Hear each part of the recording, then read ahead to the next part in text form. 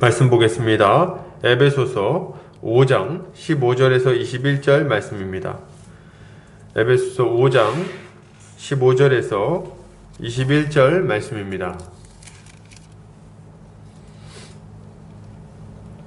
제가 봉독해 올리겠습니다. 그런즉 너희가 어떻게 행할지를 자세히 주의하여 지혜 없는 자 같이 하지 말고 오직 지혜 있는 자 같이 하여 세월을 아끼라. 때가 악하니라. 그러므로 어리석은 자가 되지 말고 오직 주의 뜻이 무엇인가 이해하라. 술 취하지 말라. 이는 방탕한 것이니 오직 성령으로 충만함을 받으라. 시와 찬송과 신령한 노래들로 서로 화답하며 너희의 마음으로 주께 노래하며 찬송하며 범사의 우리 주 예수 그리스도의 이름으로 항상 아버지 하나님께 감사하며 그리스도를 경외함으로 피차 복종하라. 아멘. 에베소서 5장 15절에서 21절까지 세월을 아끼는 신자의 삶이라는 제목으로 말씀 보도록 하겠습니다. 사랑하는 성도님들, 설명절 잘 보내셨습니까? 새해가 되고 벌써 한 달이 지나갔습니다. 이제 9 정도 지나갔어요. 그러니까 이제 더 이상 핑계댈 게 없어졌다는 말이죠. 새해 다시 해보겠다, 이제 이런 거 없습니다. 새해는 다 지나갔어요. 이제부터 본격적으로 시작을 해야 되는 거죠. 정말 뭘 했는지도 모르게 2월이 됐는데 2월이 첫 주까지도 지나가 버렸어요. 명절 지나고 저 같은 경우는 자가격리 하고 나니까 정말 어떻게 지나간지 모르게 일주일이 지나가 버리고 말았습니다. 2월의 나머지 날들도 이렇게 빨리 지나갈 거라고 생각하니까 정신을 바짝 차려야겠다, 이런 생각을 새삼 하게 됩니다. 여러분, 우리 인생도 마찬가지입니다.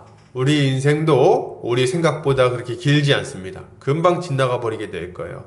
모세는 우리의 인생에 대해서 강건하면 80이라고 말하고 있어요. 그래서 우리 인생이 얼마나 빨리 가는지 쏜살보다 빨리 간다, 이렇게 이야기를 하는 것을 우리가 보게 됩니다. 요새는 100세 시대가 되었다고 말들 하지만 그렇다고 해서 달라질 것은 없을 겁니다. 우리의 인생은 우리가 생각한 것보다 훨씬 빨리 지나갈 것이고 우리의 남겨진 나이들을 가치 있게 사용하는 것은 그 무엇보다도 중요한 일이라고 할 수 있을 겁니다. 그렇다면 신자는 이런 짧은 인생, 금방 지나가버린 인생 가운데 어떻게 살아가야 될까요?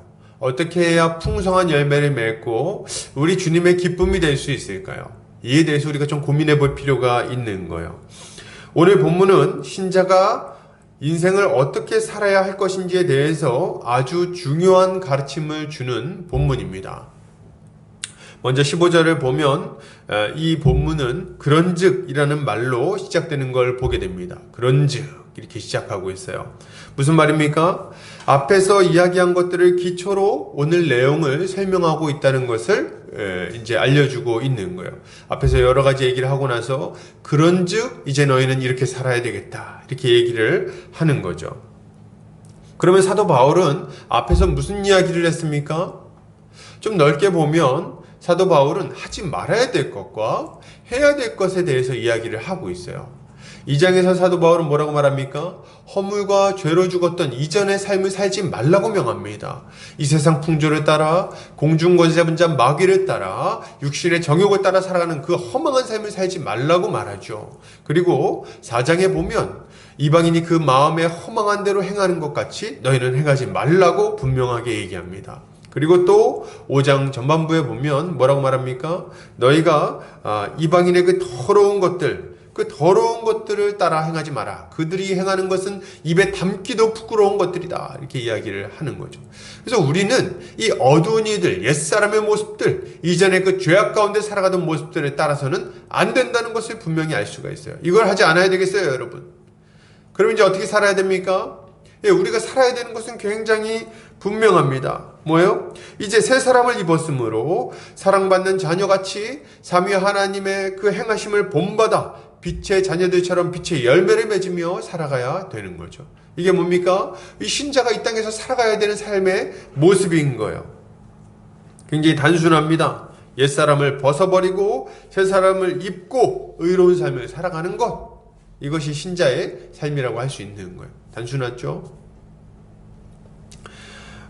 그런데 이런 삶은, 이런 거룩한 삶, 의로운 삶, 또 새사람의 삶은 자연스럽게 이루어지는 것은 아닙니다. 우린 필연적으로 이런 삶을 향해서 나아가게 되어 있지만, 그렇지만 이런 삶이 자동으로 사라지는 것은 아니라는 것을 여러분 기억할 필요가 있어요. 자동으로 되는 건 아닙니다. 우리가 만약 예수 믿었으니 알아서 좋은 열매가 맺혀지겠지 하고 멍 때리고 가만히 있다면 우리는 아무 열매 없이 시간을 낭비하며 허송세월하게 될지도 모르겠습니다. 오히려 악한 열매를 맺게 될지도 모르겠어요. 그래서 사도 바울은 오늘 본문을 통해서 아주 강력하게 우리에게 권면하고 있는 겁니다. 뭐라고 권면합니까? 세월을 아끼라, 이렇게 명령하고 있는 거예요. 야, 너네 허송세월하면 우리 주님이 우리에게 바라시는, 명령하신 그 선한 열매를 하나도 맺지 못하고 아주 허무하게 아무것도 아닌 것처럼 그렇게 인생을 마무리하게 될 것이다. 저 악한 열매를 오히려 더 맺을지도 모르지. 그러니 너네 정신을 바싹 차리고 세월을 아껴라, 이렇게 명령하고 있는 거예요. 자, 그렇다면 세월을 아낀다는 것은 뭘까요? 그리고 세월을 아끼기 위해서 우리에게 필요한 것은 또 무엇입니까? 오늘 본문을 통해서 이에 대해서 살펴보고 우리가 이제 어떻게 살아가야 할 것인지 굳게 결단하는 그런 시간이 되기를 바랍니다. 자, 그럼 하나씩 좀 살펴볼 텐데요. 오늘 본문을 보면 사도 바울은 이렇게 얘기하죠. 그런즉 너희가 어떻게 행할지를 자세히 주의하여 지혜 없는 자같이 하지 말고 오직 지혜 있는 자같이 하여, 뭐 이렇게 얘기를 하죠. 그러니까 이제 여기서 처음 얘기하는 거는 어떻게 행할지를 자세히 주의해라, 이렇게 얘기를 하고 있어요. 어떻게 행동해야 될지를, 어떻게 살아야 할지를 자세히 주의해서 행해라. 그러니까 자세히 생각을 해봐야 되겠어요. 우리는 이미 이런 삶, 어떻게 살아야 될지에 대해서 판단할 수 있는 지혜를 가지고 있는 자들입니다. 그렇기 때문에 지혜 없는 자처럼 그냥 어리버리 되다가 이렇게 이상한 삶을 살 것이 아니라 우리에게 이미 주어진 그 지혜를 따라 아주 충성스럽게 살기를 힘써야 되는 거예요, 여러분. 우리에겐 이미 우리 주님 뜻대로 어떻게 살아야 할 것인지에 대한 지혜가 다 주어져 있다는 것을 여러분 기억하시기 바랍니다. 어떤 분들은 막 얘기해요. 주님 뜻대로 살라 하고요. 알겠는데요. 무슨 말인지는 알겠는데 좀 어려워요. 뭐가 주님 뜻인지 모르겠어요. 어떻게 해야 지혜로운 거죠? 이렇게 막 질문하시는 분들이 혹시 있을지 모르겠습니다. 그런데 여러분 아셔야 돼요. 뭘 알아야 됩니까? 우리 주님은 이미 우리에게 우리가 어떻게 살아야 할 것인지, 어떻게 주님의 기쁨이 될 수 있는지에 대한 모든 지혜를 이미 주셨습니다. 어떻게 주셨어요? 지혜이신, 하나님의 지혜이신 예수 그리스도 안에서 우리에게 필요한 모든 것을 이미 주셨다는 거예요. 이걸 믿으시기 바랍니다. 어떤 지혜가 좀 주어졌는가? 그럼 제가 좀 설명을 한번 해볼게요. 우린 예수 그리스도를 믿을 때 어떻게 됩니까? 거듭나죠. 거듭나서 영적인 생명을 얻게 됩니다. 영적인 생명을 얻는 순간 우리는 본능적으로 뭘 알게 되냐면 거룩하신 하나님이 실존하고 계시다는 것을 알게 되는 거예요. 이 거룩하신 하나님이 살아계시다는 것을 분명히 알게 될 뿐만 아니라 동시에 뭘 알게 됩니까? 거룩하신 하나님을 딱 바라보는 순간 동시에 알게 되는 게 내가 얼마나 끔찍한 죄인인지를 동시에 알게 돼요. 이 하나님 앞에서. 그리고 그걸 알게 되는 순간 절망하게 됩니다. 나는 정말 아무 소망이 없는 자구나. 나의 그 끔찍한 죄가 나를 얼마나 고통스럽고 비참하게 만들었는지에 대해서 알게 되죠. 그리고 거기서부터 벗어나고 싶지만 내 힘으로는 도무지 벗어날 수 없다는 것도 알게 되는 거예요. 그리고 어떻게 됩니까? 이 살아계신 하나님께서 이 모든 사람을 선악간에 언젠가 반드시 심판하실 것임도 분명히 알게 됩니다. 이런 지혜를 갖게 되는 거예요. 그리고 이제 즉각적으로 그 죄악되고 헛된 삶에서 벗어나기를 소망하며 예수 그리스도를 바라보게 만듭니다. 그리고 하나님을 경외하며 하나님의 말씀에 순종하며 의로운 삶을 살아갈 때 비로소 우리의 인생에 참된 기쁨과 만족이 있다는 것도 아주 자연스럽게 알게 되는 거예요. 그래서 거듭난 신자, 예수 그리스도를 믿음으로 말미암아 거듭난 신자, 성령을 받은 신자는 그 주요한 특징이 하나님을 따라 살아가고 싶은 열망이 아주 강렬해진다는 겁니다. 죄를 미워하고 선을 사랑하는 모습이 그 안에 아주 불의듯이 일어나게 되는 거예요. 그리고 그것이 가장 선한 길이라는 것도 아주 쉽게 알게 됩니다. 이게 예수 그리스도 안에서 우리에게 주어지는 지혜인 거예요. 동시에 뭡니까? 이 삶을 살기 위해서는 교회로서 한 몸 한 가족으로 살아가야 되겠구나. 이런 것도 아주 자연스럽게 알게 되죠. 이런 것들이 예수 안에서 우리에게 주어지는 신령한 지혜, 하늘의 지혜, 놀라운 지혜라고 말할 수 있는 거예요. 여러분 어떻게 행해야 되냐고요? 이 지혜를 따라서 행하면 돼요. 방금 전에 말씀드린 이런 지혜, 우리 안에 계신 예수 그리스도께서 우리에게 충만하게 부어주신 이 지혜를 따라서 행하면 됩니다. 그러면 하나님을 쫓아서 의로운 삶을 어떻게 살아가야 되는데요? 예수 그리스도가 우리의 지혜가 되시잖아요. 예수 그리스도를 따라서 살아가시면 됩니다. 예수 그리스도를 본받아 살아가면 돼요. 그분은 우리에게 이 충만한 지혜를 주셨을 뿐만 아니라 이 영적인 감각을 주셨을 뿐만 아니라 그분을 따라서 살아가라고 친히 모범이 되어 주셨어요. 그러니 우리가 이 지혜롭게 살아갈 수 없을 이유가 전혀 없는 겁니다. 우리는 그냥 열심히 주를 따라 살아가면 되는 거예요. 자, 그러면 오늘 본문에서는 이렇게 예수 그리스도를 믿음으로 말미암아 지혜로우신 예수 그리스도 그분 자신을 우리가 받은 자들이 되었는데 그런 자들은 어떻게 살아가야 되는가 할 때 그것을 이렇게 설명합니다. 16절 세월을 아끼라 때가 악하니라 이렇게 말하고 있어요. 세월을 아껴라 이렇게 얘기를 하고 있는 거죠. 그러니까 이렇게 우리 주님이 우리에게 주신 지혜대로 선을 행하면서 살아야 되는데 이것을 계속해서 잘 살기 위해서 우리가 노력해야 되는 지혜로운 모습이 뭐냐? 세월을 아끼는 것입니다. 여러분 세월을 아끼는 거예요. 세월을 아끼는 거.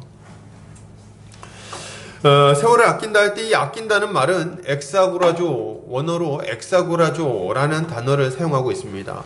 이게 영어로는 이제 바이업 뭐 이런 단어를 사용하고 있어요. 이런 수고. 그래서 이 단어는 돈을 주고 기회를 사라는 의미를 가지고 있어요. 뭐 매점하다 이런 뜻을 가지고 있는데, 그러니까 금전적인 의미를 가지고 있는 거예요. 돈을 주고 이 기회를 사라. 기회를 놓지 말고 돈을 지불해서 그걸 사라. 이런 의미를 가지고 있는 거죠. 좀 쉽게 얘기하면 선한 일을 할 수 있는 기회를 절대로 놓치지 마라 이런 의미라고 말할 수 있을 것 같아요. 그런데 여러분 제가 지금 계속해서 돈을 주고 기회를 사라는 말을 좀 강조한다는 느낌을 좀 받으십니까? 돈을 주고 기회를 놓치지 않아야 돼요. 돈을 주고서라도 선을 행할 기회를 잡아야 됩니다. 왜 이렇게 돈이라는 걸 좀 강조할까요? 돈을 왜 강조할까요? 이유는 굉장히 분명합니다. 그만큼 적극적으로 시간을 사용해야 된다는 말을 제가 지금 하고 싶은 거예요. 돈을 주고서라도, 돈을 지불하고서라도, 우리가 돈을 굉장히 사랑하는 사람들이잖아요. 돈을 내고서라도 선을 행할 기회를 절대로 놓치지 말라는 말씀을 드리는 거예요. 우리 인생이 짧기 때문에 돈을 주고서라도 그 기회를 잡아야 된다는 거죠. 여러분, 제가 전에 어디서 얘기를 들었는데 빌 게이츠는 길 가다가 5만 원짜리가 떨어져 있으면 그걸 줍지 않는다고 합니다. 실제로 줍는지 안 줍는지 본 건 아니에요. 이유가 뭐냐니까 그걸 줍으러 가서 줍는 그 시간보다도 그 시간을 차라리 다른 데 쓰는 게 훨씬 더 돈을 많이 번다는 거예요. 5만 원짜리 줍는 시간보다도. 그래서 그걸 굳이 안 줍는다. 뭐 이런 얘기를 어디서 들었는데 뭐 저는 그래도 죽을 것 같은데 뭐 그렇게 얘기를 하더라고요.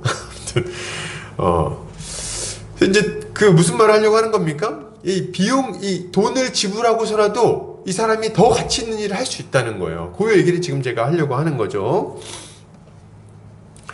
여러분, 그러면 왜 이렇게 적극적으로 시간을 사용해야 될까요? 아주 적극적으로 기회를 얻기 위해서 노력해야 되는 이유는 뭡니까? 그냥 적당히 그냥 노력하면 안 되는 건가요? 굳이 돈까지 지불해 가면서 선을 행해야 되는 건가요? 이유가 있어요. 이유가 뭡니까? 바로 뒤에 나옵니다. 세월을 아끼라. 그 다음에 뭐라고 나옵니까? 때가 악하니라. 이렇게 얘기하고 있어요. 때가 악하니라. 지금은 말이죠. 때가 악합니다, 여러분. 때가 악해. 자연스럽게 선을 행할 수 있는 그런 때가 아니라는 거예요. 아무 생각 없이 부주의하게 시간을 보내도 자연스럽게 우리 주님이 받으실 만한 기쁜 열매를 맺을 수 있을 만한 그런 시대가 아니라는 거예요. 그런 때가 아니다. 지금은 그런 때가 아니에요. 아주 부단히 노력하고 기회를 놓치지 않기 위해서 아주 호시탐탐 기회를 받다가 때가 이랬을 때 딱 붙들어가지고 그 기회를 선용해야만 열매를 맺을 수 있을 만큼 지금 시대가 매우 악하다는 것을 여러분 지금 말하고 있는 겁니다. 디모데후서에서 사도 바울은 이 시대의 특징을 이렇게 설명하고 있습니다. 디모데후서 3장 1절에서 5절이에요.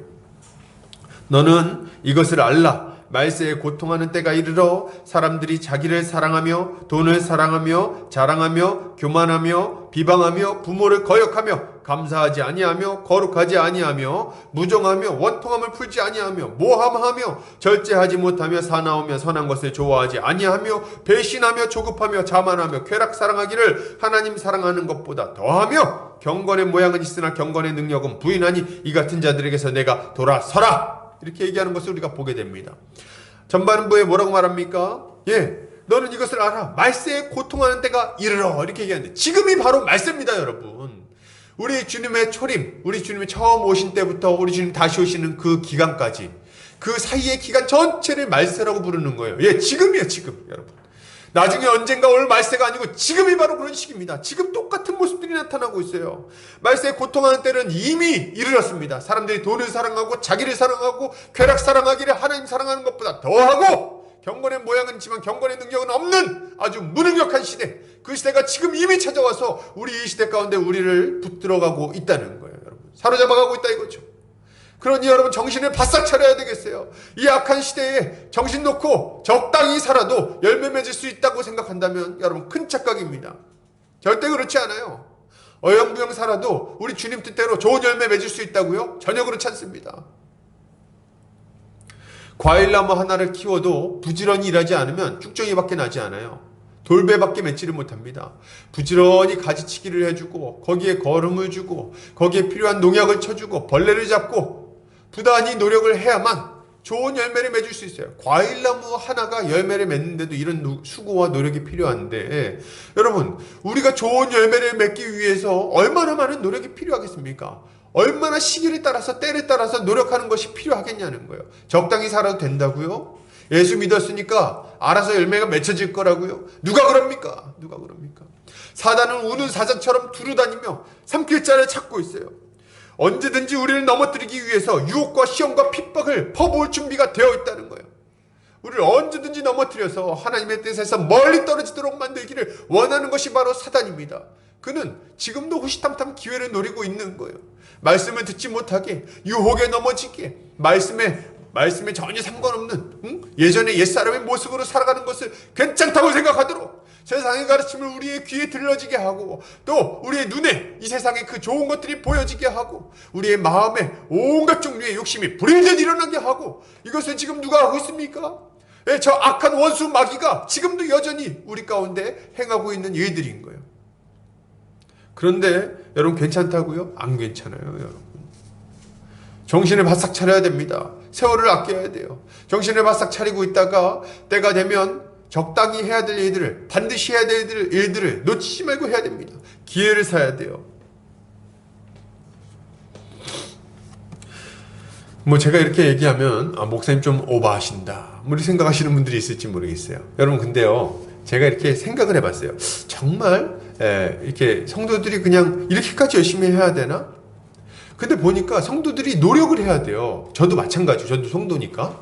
여러분 우리가 노력을 해야 됩니다. 아주 말씀에 순종해서 좋은 열매를 맺기 위해서 정신을 바싹 차리고 애를 쓰지 않으면, 그러니까 마음을 여기에 두지 않으면 절대로 열매를 못 맺어요. 이유를 말씀드릴게요. 이유가 뭐냐면 너무 바빠요. 여러분 우리 너무 바빠요. 근데 말이죠, 어렸을 때부터 죽을 때까지 바빠요. 계속 바쁩니다, 여러분. 어떤 분들이 이렇게 얘기해요. 지금 너무 바빠요, 목사님. 바빠서 지금은 못하고 조금 이따 할게요. 근데 이유가 다 납득이 돼요. 학생들은 공부하느라 바쁩니다. 학원 다니느라 바빠요. 뭡니까? 학교, 도서관, 학원 아주 바빠요. 아침부터 밤늦게까지 바쁩니다. 공부하느라. 또 애들하고 또 축구도 해야 되지. 왕따 안 당하려면 적당히 드라마도 봐줘야지. 바빠요. 애들이 꼭 나쁜 마음에서 바쁜 게 아니라는 걸 좀 믿습니다. 대학생 되면 어때요? 대학생 되면 바빠요. 아르바이트 해야지, 돈 벌어야지, 거기다가 학점 따야지, 과제물 해야지, 거기다가 적당히 연애도 또 해야지. 젊으니까 연애해야 되잖아요. 친구들이랑 여행도 좀 가야지, 맛집도 좀 몇 번 가줘야지. 바빠요! 여러분, 바빠요. 취업 준비해야지. 제가 이렇게 얘기했던 몇 가지 좀 이렇게 유흥거리를 빼놓고서라도 너무 바쁩니다. 그러면은, 이제 이 직장 들어가고 나면 좀 안 바빠집니까? 직장 들어가면 또 더 바빠요. 가면 또 이제 거기 적응해야지, 업무 감당해야지, 아침부터 저녁 늦게까지 일해야지, 바이어 만나가지고 상담하고 말이죠. 여러 가지 일들을 해야죠. 그리고 물건 만들어내고 물건 파는 분 또 거기 바쁘지 말이죠. 세금 계산 소모해야 되지. 얼마나 바쁩니까? 그리고 이제 때가 되면 결혼해야 되잖아요. 연애도 해야지, 사람 만나야지, 인맥 관리해야지. 바빠요. 애 낳고 나면 결혼하고 나면 어때요? 결혼하고 나면 좀 덜 바쁩니까? 결혼하면 더 바빠요, 여러분.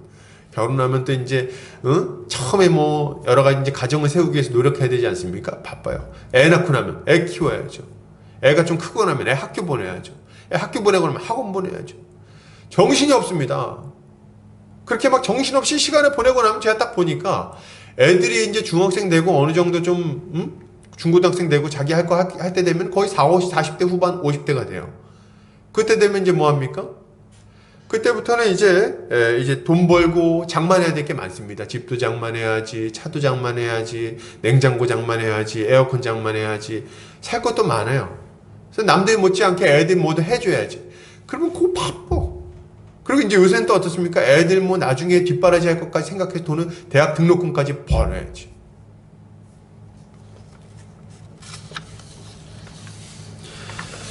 여러분, 정신을 바싹 차리시기 바랍니다.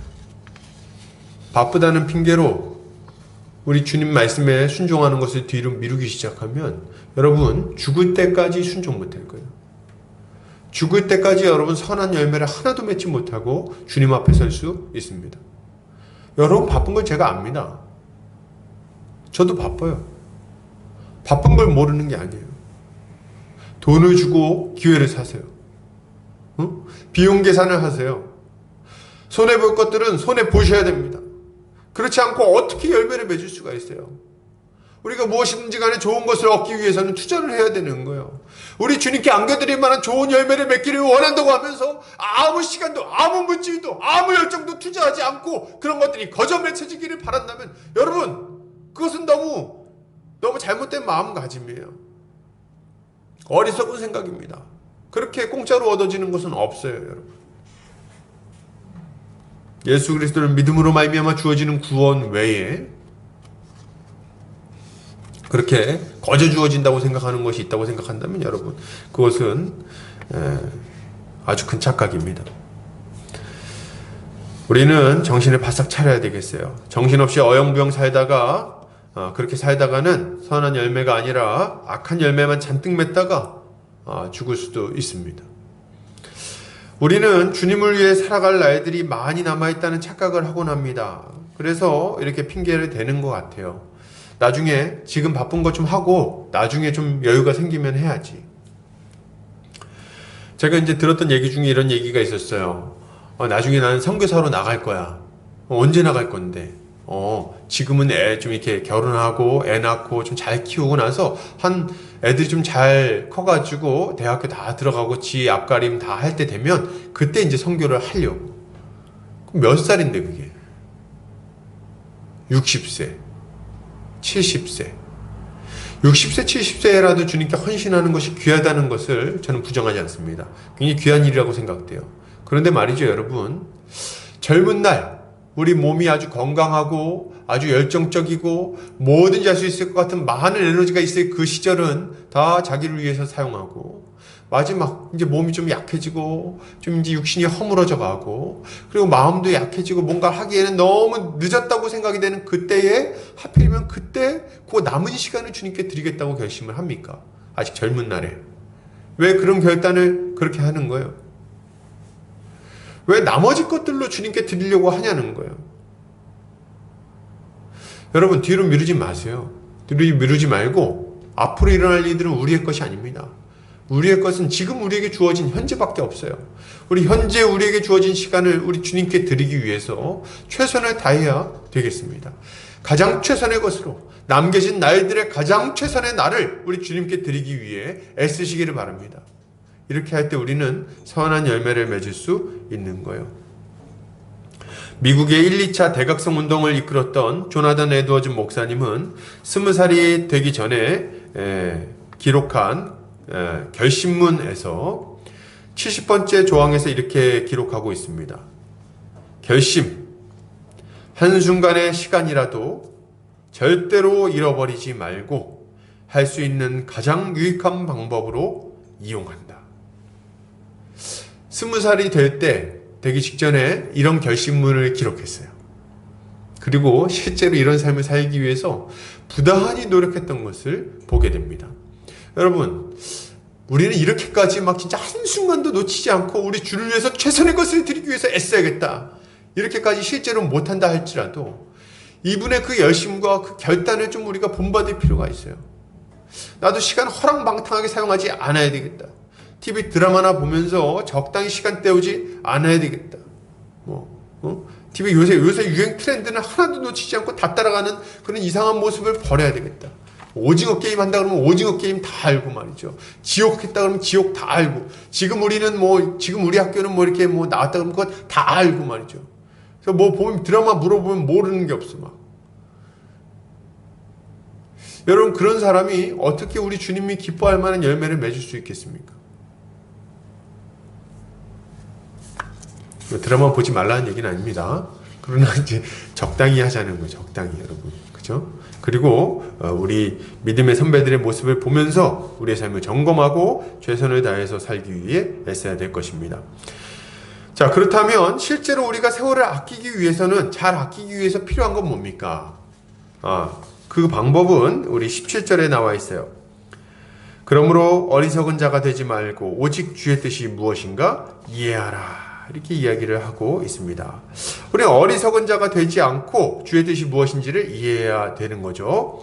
어리석은 자는 아프론이라는 단어가 사용되는데, 이성 없는, 지각 없는, 숙고하지 않는 등의 의미를 좀 가지고 있어요. 그러니까 생각 깊이 안 하고 막 살지 말라는 거예요. 예수 그리스도 안에서 이미 지혜가 주어졌는데 그 지혜를 전혀 고려하지 않고 아무 생각 없이 그냥 되는 대로 사는 그런 어리석은 모습을 그래서 버리라는 겁니다. 그렇게 살면 안 된다는 얘기를 하고 있는 거예요. 그럼 우리 어떻게 해야 됩니까? 주의 뜻이 무엇인지를 분별해야 되겠어요, 여러분. 오직 주의 뜻이 무엇인지를 분별해야 됩니다. 주의 뜻이 무엇인지 분별한다, 이렇게 얘기할 때 주님의 뜻은 크게는 두 가지로 좀 분별해 볼 수 있을 것 같아요. 일반적인 주님의 뜻과 특별한 주님의 뜻이 있습니다. 일반적인 주님의 뜻은 성경에서 너무 자세하게 기록을 해주고 있어요.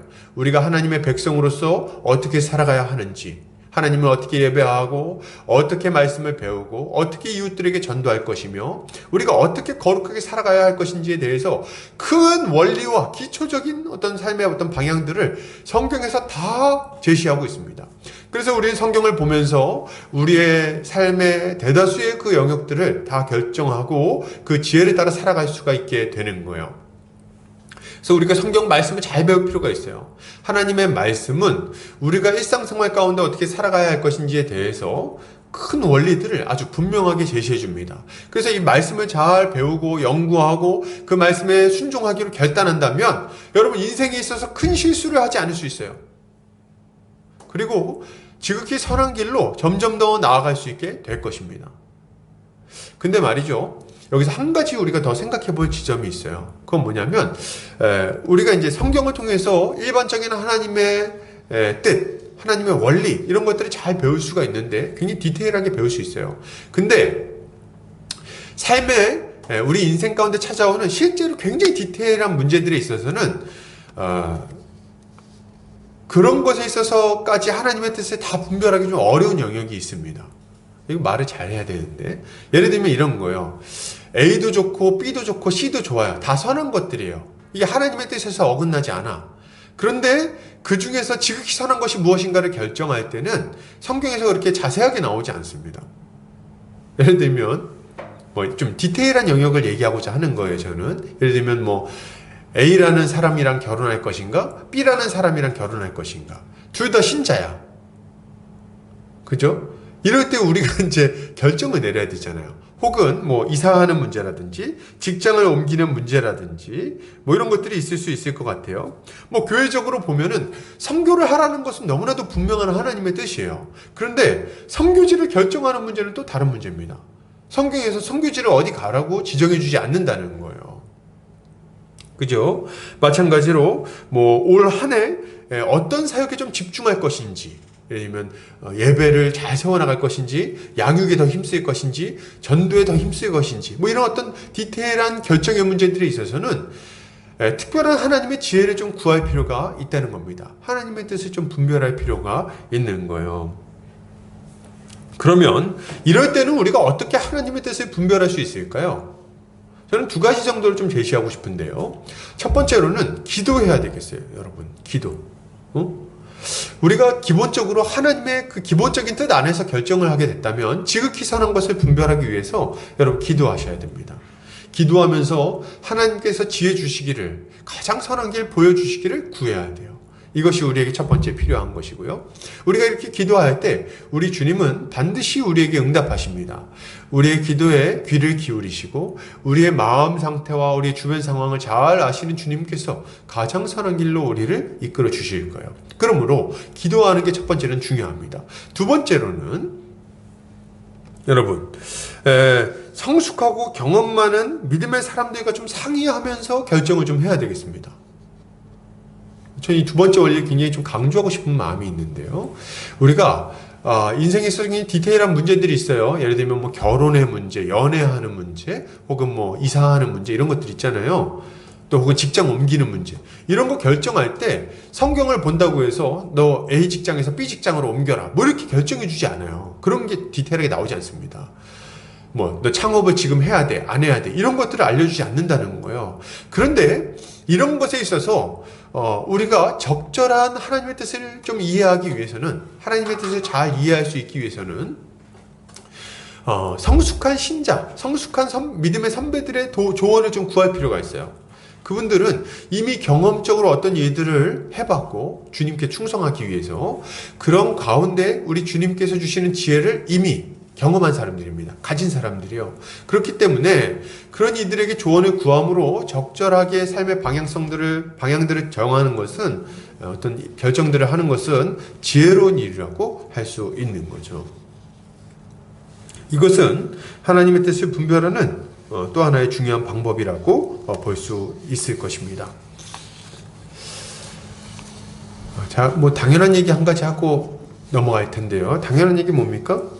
당연히 조언하는 사람이 이상한 사람이면 안 되겠어요? 그래서 뭐 이상하게 세상적인 원리에 따라서 뭐 이렇게 설명을 한다든지 뭐 이렇게 조언한다면은 굳이 그런 말들에 귀를 기울일 필요는 없을 것 같습니다.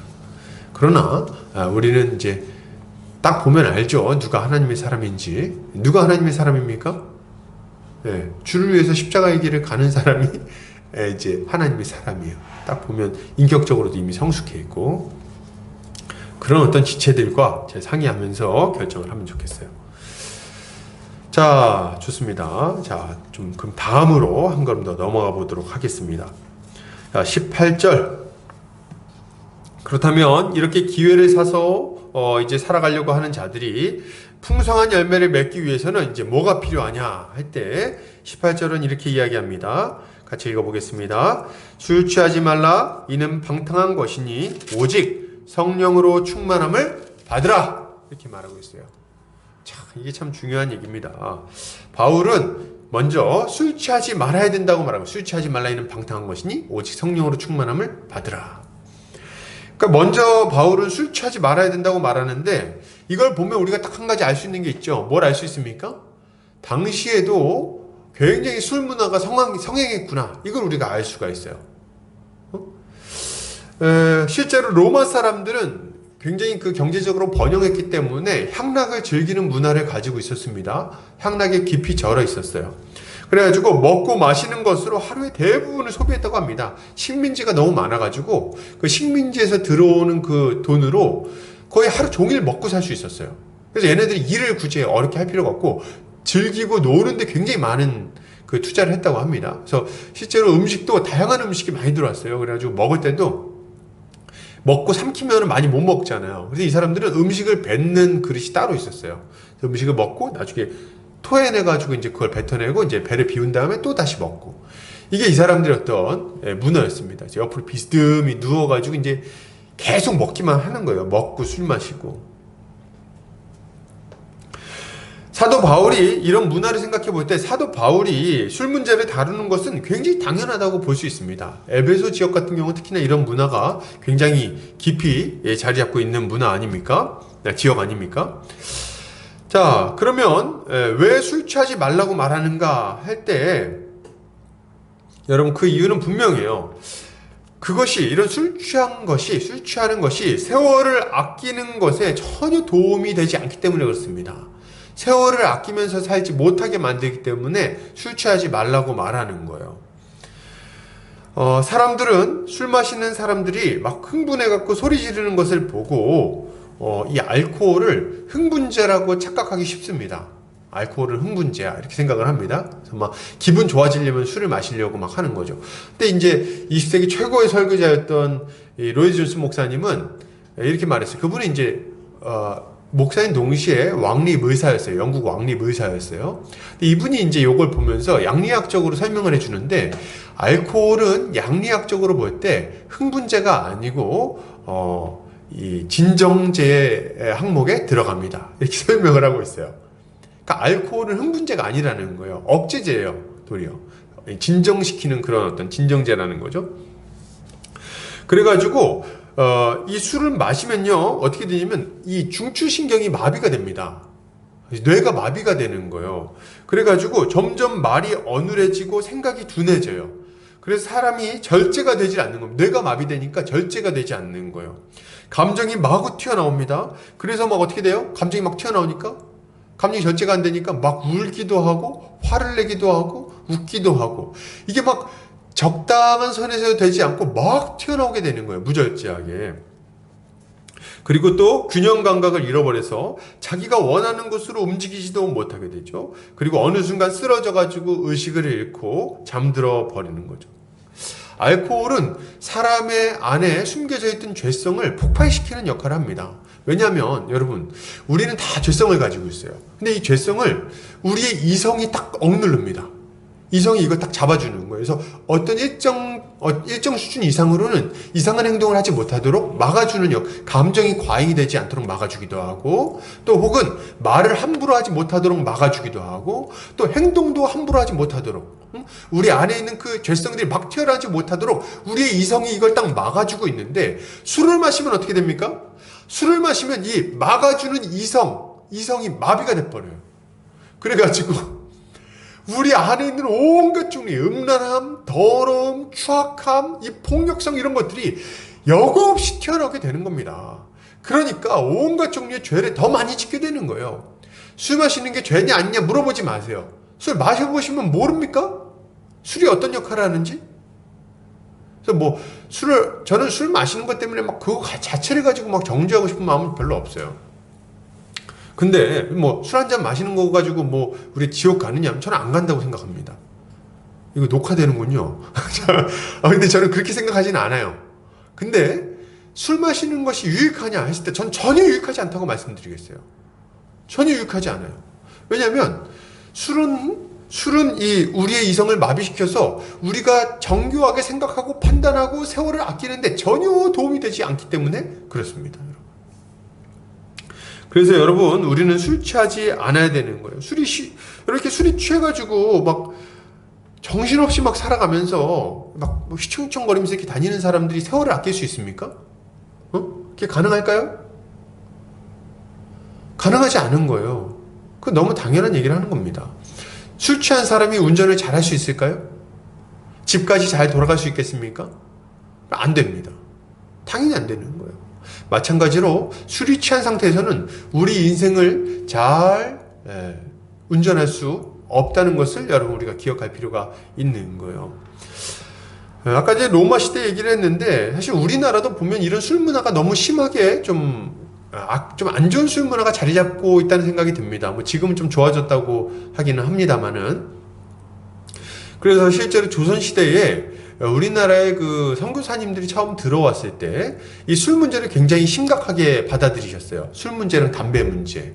왜냐면 그때 이제 아편 뭐 이런 것들이 막 있고 그랬잖아요. 그래서 술 마시고 담배 피고 노름하고 이것 때문에 이 사람들이 제대로 신앙생활을 못 하는 거예요. 그래서 맨날 술 취해갖고 돌아다니고 막 그러니까 남자들이.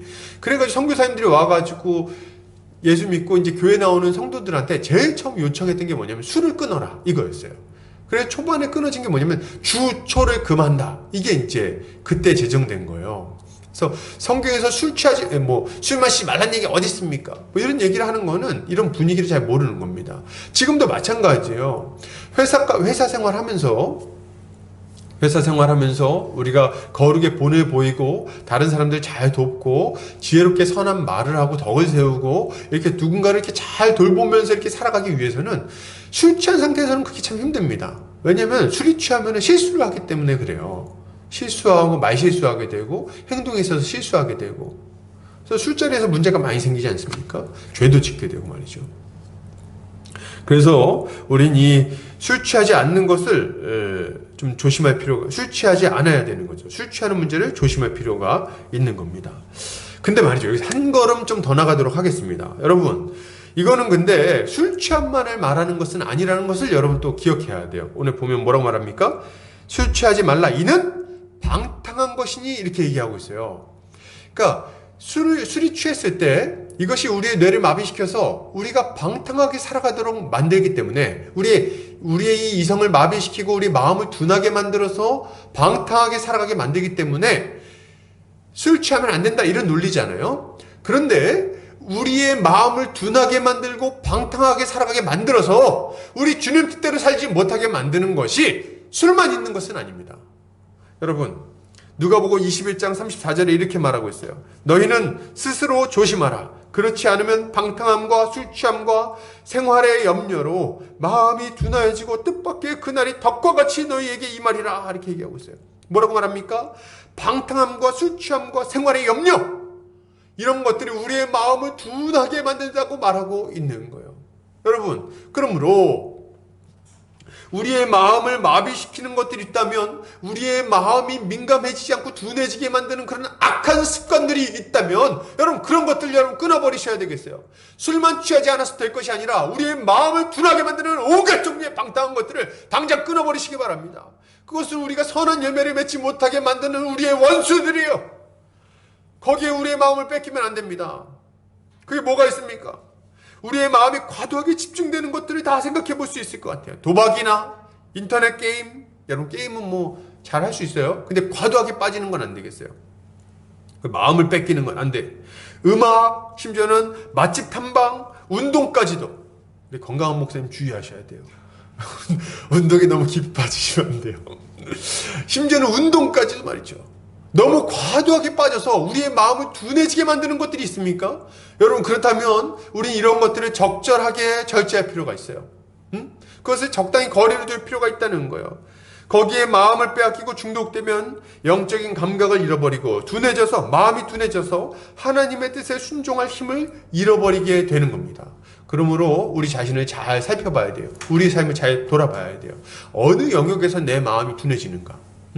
무엇 때문에 내가 우리 주님의 뜻을 제대로 분별하지 못하고 세상으로 자꾸만 흘러가게 되는가? 그 영역이 무엇인지를 잘 살펴보고 그것을 끊어내기 위해서 애써야 될 것입니다. 자, 동시에 우리가 해야 될 일이 있습니다. 자, 이제 우리가 술 취하지 않으면 끝입니까? 아니요. 술 취하지 않는 것이 끝이 아닙니다. 이제 우리 술 취하지 않았으니까 다른 것으로 좀 취할 필요가 있어요. 뭡니까? 바로 성령으로 취해야 되는 거죠. 18절 뒤에 뭐라고 말합니까? 술 취하지 말라 이는 방탕한 것이 오직 성령으로 충만함을 받으라. 이렇게 얘기하고 있어요. 여러분, 술 취하는 거하고 성령으로 충만해지는 거하고 비교한다는 것은 굉장히 좀 재밌는 표현이라고 생각이 됩니다. 재밌는 대조라고 생각이 됩니다. 왜냐하면 실제로 술 취하는 거하고 성령 충만해지는 거하고 좀 비슷한 반응이 보이기 때문에 그래요. 너무 좀 비슷해. 그래가지고 일단 기쁨과 즐거움이 가득해집니다. 기쁨과 즐거움이 가득해져.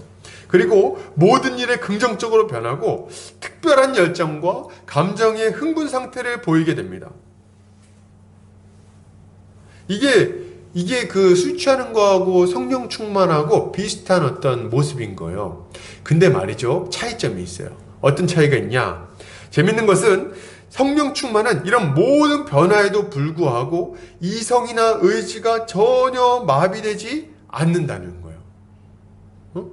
그래서 로이드 조스 목사님은 알코올은 진정제, 억제제의 항목에 들어간다고 설명을 하면서 동시에 성령 충만을 굳이 이제 양리학적으로 구분을 해보자면 나는 이것을 흥분제의 영역에 놓겠다. 이렇게 얘기를 하고 있는 걸 보게 됩니다. 무슨 말이에요?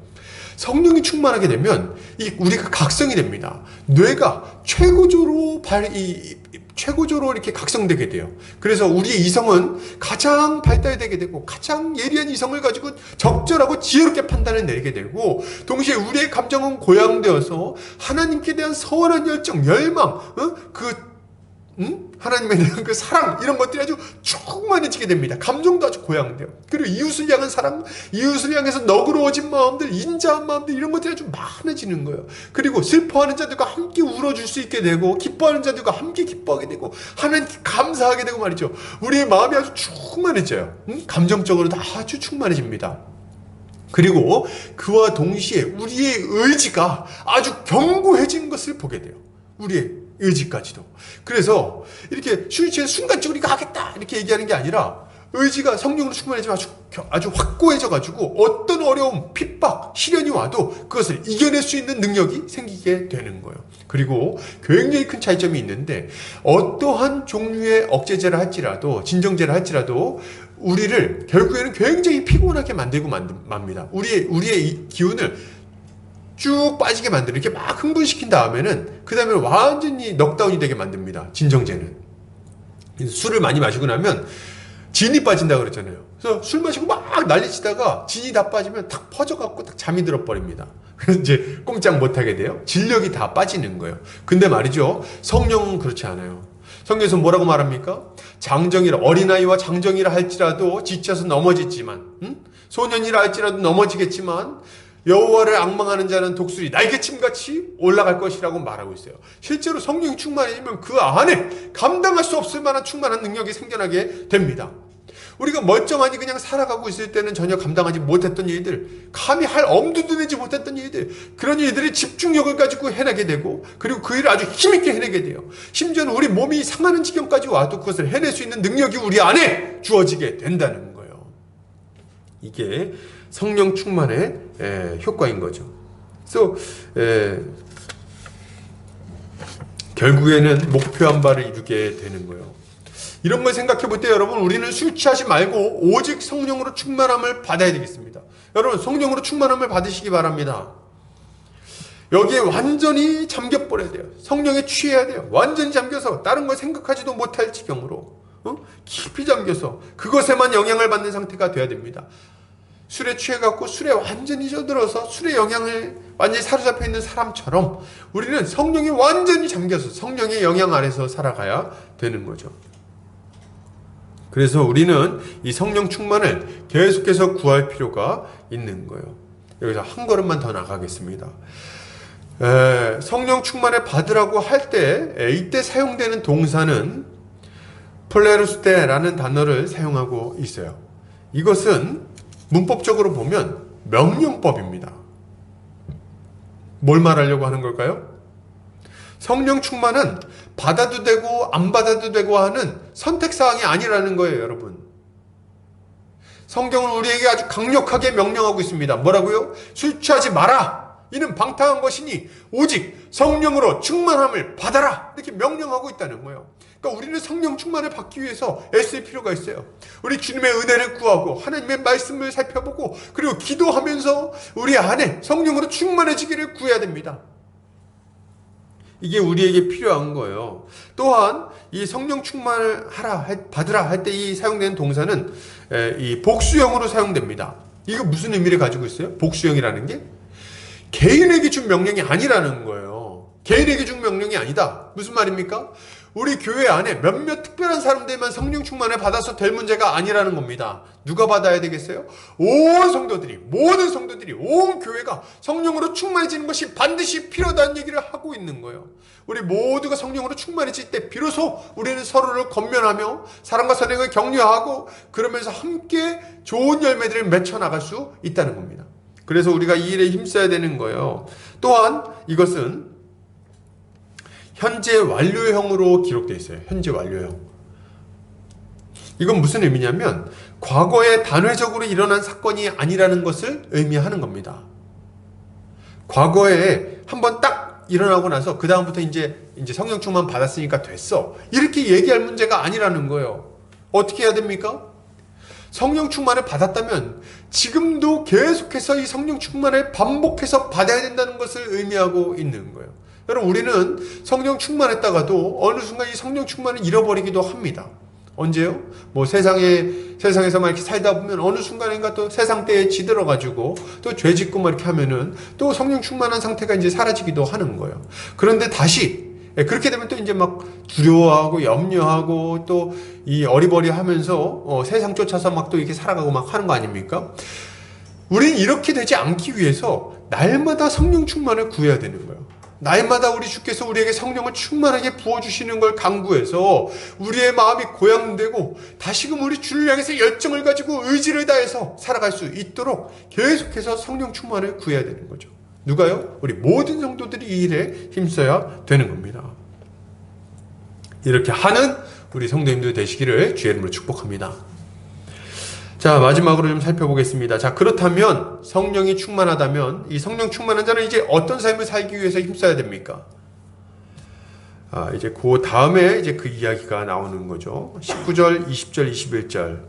시와 찬송과 신령한 노래들로 서로 화답하며 너희의 마음으로 주께 노래하며 찬송하며 범사의 우리 주 예수 그리스도의 이름으로 항상 아버지 하나님께 감사하며 그리스도를 경외함으로 피차 복종하라. 이렇게 말하고 있어요. 그러니까 이 네 가지 모습이 우리 가운데 좀 나타나야 되는 거죠. 첫째로 성도의 교제를 좀 나눠야 되겠습니다. 성도의 교제가 충만하게 이루어지도록 해야 되겠어요. 그래서 시와 찬미와 신령한 노래들로 서로 화답한다는 것은 당시 이제 성도들 사이에 있었던 모습들을 좀 설명하고 있는 거예요. 그래서 당시 예배 때라든지 이렇게 보면은 사람들이 만나면은 서로 이렇게 노래하듯이 대화하면서 주님을 높이고 서로 교제했다고 합니다. 뭐 뭔지 좀 상상은 잘 안 돼요. 그래서 뭐 이렇게 뮤지컬 같은 뭐 그런 모습이었을까요? 레미제라블 같이. 근데 이제 뭐 잘 모르겠지만 이제 서로 이렇게 막 만나면은 이렇게 우리 주님 이름을 막 높이고 기뻐하고 형제를 막 환영하고 막 이렇게 하면서 이제 했던 것 같아요. 시와 찬미 이런 거 할 때는 이제 구약에 나온 여러 시편이라든지 이런 것들을 또 우리가 생각할 수 있잖아요. 말씀으로 교제를 나누고 했던 것들을 의미하는 겁니다. 그죠? 그래서 이들은 이제 예수를 믿고 그리고 거듭난 이후에 성령 충만함까지 받은 이들은 이제 이런 삶을 막 살아가는 거예요. 전에는 서로 미워하고 분열하고 다투기만 했던 자들이 이제는 모여서 신령한 말로 교제를 나눌 수 있게 된 거죠. 그래서 사도 바울은 담대하게 명령하는 겁니다. 서로 시와 찬미와 신령한 노래로 화답해라 이렇게 말하고 있는 거죠. 그래서 만나면 막 서로 노래하고 기뻐하고 환영하고 서로 말씀으로 교제를 나누고 이렇게 막 해야 된다는 거예요. 히브리서에서는 이런 성도들의 모습을 이렇게 설명하고 있습니다. 히브리서 10장 24절 25절이에요. 서로 돌아보아 사랑과 선행을 격려하며 모이기를 패하는 어떤 사람들의 습관과 같이 하지 말고 오직 권하여 그날이 가까움을 볼수록 더욱 그리하자 이렇게 이야기를 하고 있어요. 그러니까 무슨 말입니까? 서로 돌아보면서 사랑과 선행을 격려하고 말씀을 가르치고 양육하고 때로는 책망하고 그리고 이끌어주고 막 이렇게 하면서 서로 모이기를 아주 날마다 이렇게 이런 일을 하면서 모이기를 힘써야 된다는 거예요. 성도의 교제에 힘써야 된다는 거죠. 이렇게 하면 어떻게 됩니까? 이렇게 하면은 우리 주님이 오시기 전까지 우리가 계속해서 선한 열매를 맺으면서 살아갈 수 있게 된다는 거예요. 이것을 명령하는 것을 우리가 보게 되는 거죠. 그래서 우리도 이 일에 아주 힘써야 되겠어요. 그냥 때로 만나서 밥도 사주고 어깨도 두드려주고 뭐 잘하고 있어 얘기도 해주고 말이죠. 누가 힘들다 그러면 기도해주겠다고 이렇게 얘기도 하고 이렇게 하면서 함께 일을 해나가는 거죠. 이렇게 할 때 온 교회는 함께 힘있게 자라갈 수 있게 되는 겁니다. 둘째로 어떤 명령이 있습니까? 마음으로 주께 노래하며 예배해야 되는 거죠. 이것은 마음을 다해서, 여기 보면 뭐라고 말합니까? 여기 보니까 너희의 마음으로 주께 노래하며 찬송하며. 대상은 누구예요? 주께 노래하며 찬송하며. 그래서 주님을 예배하는 것을 의미합니다. 그래서 이제 성령이 충만한 자들은 이제 이런 삶을 살기 위해서 애써야 돼요. 성령 충만을 받았다면. 어떤 삶이요? 예배하는 삶. 우리 하나님의 이름을 높이는 삶. 우리 주님 뭐라고 말씀하십니까? 이 백성은 내 찬송을 위해 창조하였다. 우리 주님 말씀하시잖아요. 하나님께서. 그러니 우리는 우리 주님을 찬양하고 예배하는 것이 너무나도 마땅한 거예요. 교회의 3대 사명 중에 첫 번째가 뭡니까? 하나님을 예배하는 거예요. 둘째 사명은요? 양육. 왜 양육합니까? 하나님을 더 잘 예배하도록 하기 위해서 양육하는 거예요. 세 번째는 뭐예요? 전도. 왜 전도합니까? 믿지 않는 자들이 하나님을 예배하도록 하기 위해서 전도하는 겁니다. 그래서 결국 신자의 삶의 목적은 하나님을 예배하는 거예요. 교회의 존재 목적도. 그래서 우리는 이 예배하는 일 아주 전심전력 다할 필요가 있는 거죠. 마음을 다해서, 마음으로부터, 마음으로, 진심으로 하나님을 예배해야죠. 성령이 충만하면 억지로 이렇게 하는 것이 아니라 이렇게 하고 싶은 마음이 충만해집니다. 하나님이 너무 사랑스럽죠. 너무 감사하죠. 그분의 이름을 막 높이 부르고 찬양을 부르고 싶죠. 그래서 그 중고등부 애들 보면은 이제 옛날에 제가 중고등부 지도할 때 중고등부 애들 찬양하라 그러면 항상 이렇게 찬양하기 싫어갖고 막 어쩔 줄은 몰라요, 진짜. 뭐 제가 섬겼던 교회에서는 그런 경우가 많았어요. 이렇게 하면서 막 예수님 찬양, 예수님 아주 그냥 너무 싫어갖고 막 어디 할 줄을 몰라 막. 근데 그렇게 하다 보면 이제 그 찬양 인도하시고 막 하시는 분들 어떻게 합니까? 야, 니네 그렇게 하면 하나님 찬양 받아주시겠어? 손 들어, 손 빼, 손 높이 들어, 막 이렇게 하면서 이제 막 이렇게 찬양을 막 억지로 시키잖아요. 일어나, 막 박수 쳐, 막 이렇게 하는데 저는 이제 이것이 참 마음은 알겠지만 이게 괜찮은가 이런 생각이 좀 들었어요. 왜냐면은 마음이 없잖아요. 마음이 없어. 왜 마음이 없어요?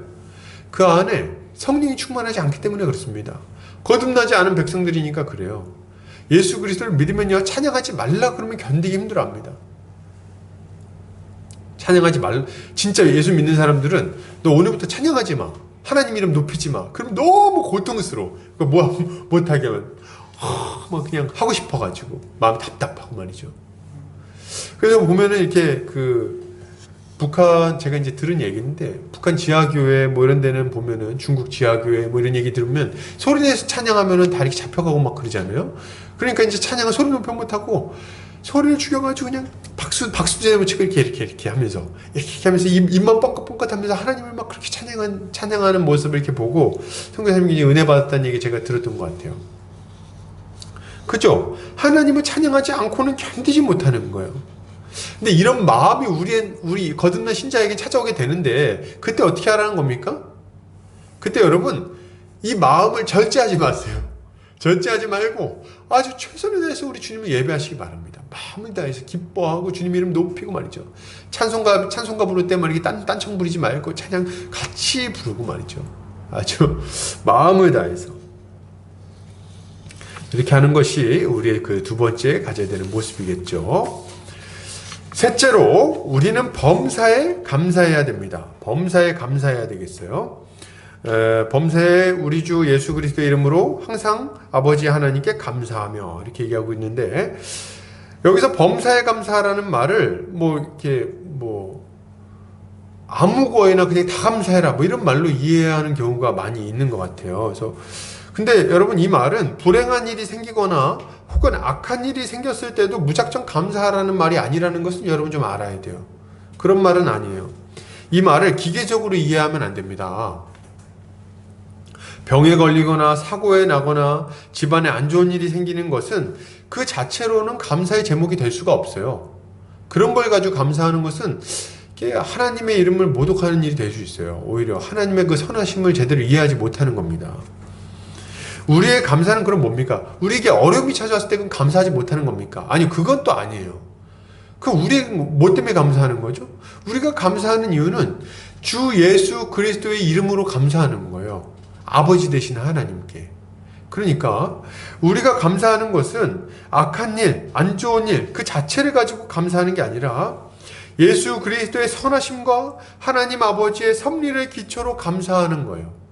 하나님께서 우리 인생 전체를 돌보고 계시며 적절하게 인도해 주시고 우리를 악에서 건져 주실 것임을 믿는 믿음으로 지금 현재 우리에게 찾아오고 있는 이 고난과 어려움, 여러 가지 악한 일들이 지금 당장 굉장히 고통스럽지만 우리 하나님이 우리를 절대로 내버려 두지 않으시고 거기서부터 건져 주실 거라는 믿음을 가지고 감사하는 거예요. 그런 감사지 갑자기 배우자가 바람을 폈는데 감사합니다. 그거 이상하잖아요. 그건 죄에 대해서 감사하는 게 어디 있습니까? 혹은 이렇게 병에 걸렸는데 감사합니다. 그것도 좀 이게 적절하지 않다는 생각이 듭니다. 이건 절반의 어떤 진리? 이 정도로 설명을 할 수밖에 없을 것 같아요. 우리가 하나님의 선하신 뜻과 돌보심을 믿기 때문에 우리는 고난 중에도 감사할 수 있는 것이지 고난 자체를 감사하는 것은 아닌 거예요. 이것을 생각할 때 기도가 얼마나 중요한지를 우리는 좀 생각해 볼 수 있습니다. 기도에 대해서 좀 생각해 볼 수 있어요. 우리는 범사에 기도함으로 범사에 감사할 수 있는 거예요. 그렇기 때문에 우리 인생에는 여러 가지 심란한 일들이 찾아오게 마련입니다. 재정적인 문제와 가정의 문제와 자녀 양육의 문제와 직장의 문제가 우리를 찾아옵니다. 주를 위해 충성하는 사람들에게도 사단의 핍박과 공격이 계속해서 찾아오게 되어 있어요. 사도들을 좀 보세요. 얼마나 많은 핍박을 당합니까? 감옥에도 많이 갇히고 매질도 많이 당하지 않습니까? 비난도 많이 당하고. 그런데 여러분, 기도는 이런 어려운 순간에도 우리 하나님을 더 신뢰하게 만들어주고 또 심지어는 감사하게까지 만들어줍니다. 감옥 속에서도 감사할 수 있게 해줘요. 왜요? 전능하신 하나님이 우리를 돌아보심을 기도를 통해서 확신할 수 있게 되기 때문에 그렇습니다. 그리고 우리에게 찾아온 이 고난을 하나님의 섭리 안에서 이해하고 하나님께서 최선의 길로 인도하고 있다는 믿음이 생기기 때문에 감사하게 돼요. 그리고 여기에 더해서 실제로 하나님께서 이 문제들을 해결해 주시는 것을 경험하게 되기 때문에 우리는 감사하게 되는 거예요. 여러분, 그러므로 우리는 범사에 하나님께 기도해야 됩니다. 범사에 기도한다는 것은 하나님께서 우리의 인생 전반을 책임지고 계시다는 것을 인정하는 거예요. 이걸 믿음으로써 우리의 범사를 하나님께 맡겨드리는 마음으로 기도하는 겁니다. 그리고 이렇게 범사에 기도하는 자들만이 범사에 감사할 수 있는 거예요. 이것이 신자가 가져야 되는 마땅한 모습인 거죠. 넷째로, 그리스도를 경외함으로 피차 복종해야 합니다. 이것은 성도가 서로 사랑하고 섬기는 상태를 잘 표현하고 있는 말이라고 할 수 있겠어요. 그래서 서로 그리스도를 경외함으로 피차 복종하라. 피차 복종하라. 그러니까 서로 사랑으로 복종하라는 얘기를 하고 있는 거예요. 예수 그리스도 안에서 형제 자매가 된 자들은 서로 종노릇하면서 섬겨야 된다는 말을 하고 있는 거죠. 복종이라는 표현이 참 언뜻 듣기에 좀 거북스러운 표현이기도 합니다. 복종해라. 어떨 때 사용되는 표현입니까? 복종이라는 단어는 종이나 하인들 혹은 노예에게 사용되는 단어예요. 그죠? 복종. 그래서 복종한다는 것은 나는 예전 같아서는 절대로 받아들이기 좀 힘든 말이에요. 왜냐면은 나는 또 내 나름대로 잘났다고 생각하는데 나보다 못났다고 생각하는 사람들한테 우리가 복종해야 될 이유가 뭐가 있습니까? 그 사람이 나한테 복종해야지. 그래서 그 사람이 나를 위해서 일해야죠. 왜요? 내가 더 잘났으니까. 내 말 들어야지. 근데 말이죠. 지금 여기서 뭐라고 말합니까? 그리스도를 경외함으로 피차 복종하라고 말하고 있어요. 이건 무슨 말이냐면 예수 그리스도 안에서 한 몸 한 가족이 되었으므로 서로를 그리스도를 섬기듯이 그리스도를 대하듯이 그리스도의 종노릇하듯이 우리가 그를 섬겨야 된다는 것을 이야기하고 있는 겁니다. 실제로 우리가 예수 그리스도를 믿으면 우리 마음이 겸손해집니다. 그리고 예수 그리스도를 따라서 섬기게 되어 있어요. 그분은 마음이 겸손하고 온유하다 그랬어요. 그래서 예수 믿는 자들이 겸손하고 온유한 마음이 생기기 때문에 기꺼이 이웃을 사랑으로 섬길 수 있게 됩니다. 근데 이런 마음이 있는데 이미 충분히 섬길 마음이 있어. 겸손한 마음이 있어. 근데 여기에 더해서 우리가 섬기는 대상이 누굽니까? 형제 자매야. 내 가족이야. 그러니까 얼마든지 더 섬길 수가 있게 되는 거예요. 한 몸 한 가족이 되었으니까. 그래서 이건 전혀 어려운 일이 아닌 거죠. 뭐 이렇게 얘가 적절할지 모르겠는데 저희 아들이 이제 굉장히 어립니다. 저보다 이렇게 지혜가 부족하고 저보다 지식이 부족하고 아직 좀 키도 작고 말이죠. 아직 힘도 없어요. 근데 보면 제가 늘 아들에게 복종하는 걸 보게 돼요. 그래서 보면 근데 아들이 이렇게 밥 먹을 때 딱 앉아가지고 얘기합니다. 반찬 딱. 그럼 이제 반찬을 딱 입에다 넣어주고 밥! 그럼 밥을 딱 넣어주고 뭐 평소엔 혼자 잘 먹지만 때때로 이렇게 해체 부리면서 이상한 행동을 할 때가 있죠. 완전히 그냥 상전 덩어리예요. 상전 덩어리. 근데 그렇게 할 때 어떻게 합니까? 복종하죠. 피차 복종하는. 어떻습니까? 얘가 좀 적절하지 않은가요? 아무튼 간에 피차 복종해야 된다. 피차 복종해야 된다. 우리 주님은 우리에게 이런 복종의 섬김의 모범이 되어 주셨어요. 요한복음 13장 14절 15절 한번 보겠습니다. 이렇게 말합니다. 내가 주와 또는 선생이 되어 너희 발을 씻었으니 너희도 서로 발을 씻어주는 것이 옳으니라.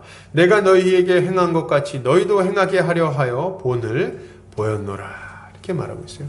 예, 여러분, 우리 주님이 우리에게 먼저 모범을 보여주셨어요. 어떻게 해요? 친히 제자들의 발을 씻어주심으로 이때 당시에 발 씻는 것은 노예들이나 종들이 하는 일이었거든요.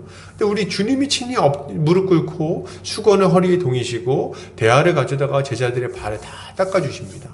예, 이렇게 제자들을 섬기는 모습을 보여주시고 나서 뭐라고 명령하십니까? 너희도 이와 같이 해라. 이렇게 명령하고 있으신 거예요. 그러니 우리가 우리 형제 자매들을 섬기기 위해서 피차 복종하는 것이 얼마나 당연한 일입니까? 여러분, 형제 자매를 사랑하는 마음으로 복종하고 섬겨야 되겠습니다. 이것이 우리 주님을 믿고 성령 충만 받은 자들이 애써야 할 네 가지 모습이라고 할 수 있는 거예요. 결론을 드리겠습니다. 여러분, 우리 세월을 아낍시다. 선한 일을 할 기회를 삽시다. 우리 인생을 아주 적극적으로 우리 하나님께 좀 투자합시다. 이것을 위해서 여러분, 우리는 성령의 충만함을 좀 받아야 되겠어요. 술 취하지 않아야 됩니다. 술 취하지 마십시오, 여러분. 술 취하지 말고 방탕함에 빠지지 말고 오직 성령으로 충만함을 받으시기 바랍니다.